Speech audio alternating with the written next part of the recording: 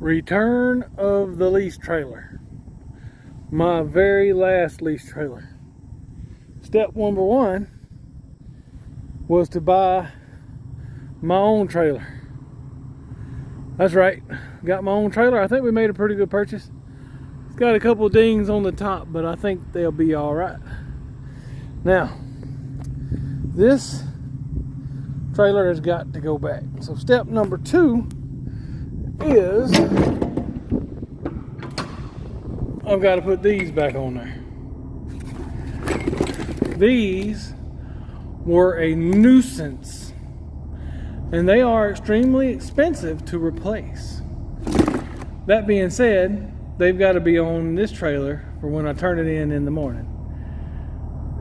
I don't like that because they leak air and it could cause the tires to be a little slim. But all that being said, they still got to go on, and you're supposed to be able to put them on by finger tight. But that's not the case. I had to use daggone pliers to get every one of them off. So I'm going to put them on there and I'm going to test them as I go. Hopefully we can get them to seal off.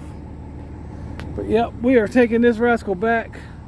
Because look, this tire here started rubbing real bad on the way in the other day on a heavy load, and that axle's been prone to burn out tires. This axle has burned out tires. This is a recap I had to put on there. This is a virgin I've put on there. I've put chambers on there. I've had it aligned twice. This is a virgin steer tire that I found a great deal on, 200 bucks. Look at the tread on that bad boy. But even it's starting to wear a little bit already. I can't afford to keep putting tires on the trailer that ain't mine. You know, this is the second trailer that I've got from them, and both of them have gave me issues. The first one had to bring back because in the front up there, it about let a forklift go through the front of it. Something on the inside of it crushed. And then this trailer, I had all the condensation issues up there. I think that bin that was in it when I got it had something to do with it, but I don't know. I just can't figure it out. Anyway, long and short of it is this trailer's going home to H&P. And I finally got my own trailer again, and I will not sell my trailers anymore unless I'm quitting the business. I need the money. As long as I'm in the business, I'm not selling my trailers. Bad news. This rascal will go on there like so. Alright, but this should be over this way. So whenever they change these tires, we didn't line this up where it was supposed to be. We should have lined that tire more in line with the fitting. There again, I didn't know these have to be in a certain position because I can't stand these. So now I'm gonna take it back and they're gonna charge me to put those on. That means they're gonna have to charge me to take that wheel off and put those on the right way, because I ain't got time.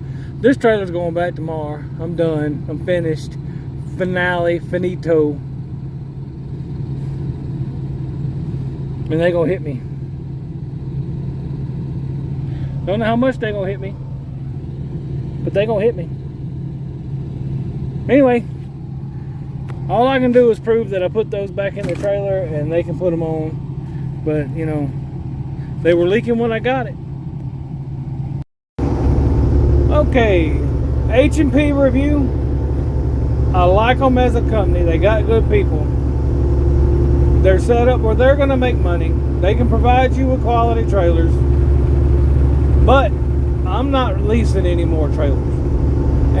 But from what I understand from the rest of the rental companies, the lease companies for trailers, H&P is about as good as you're going to get. And that's the best recommendation I can give them. In my opinion, through all my research, they're about as good as you're going to get from a semi-trailer leasing company.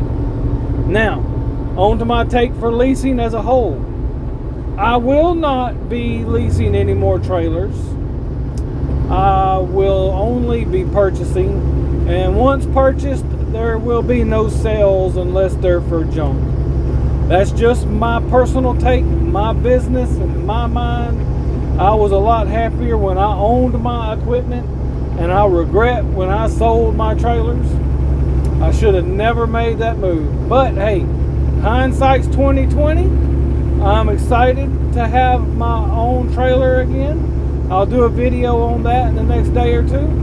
But ladies and gentlemen, when you lease a trailer, look it over real good. Look over your paperwork real good on both ends, when you get it and when you turn it in. Don't take anything for granted, because I've heard some real horror stories about some of the other leasing companies.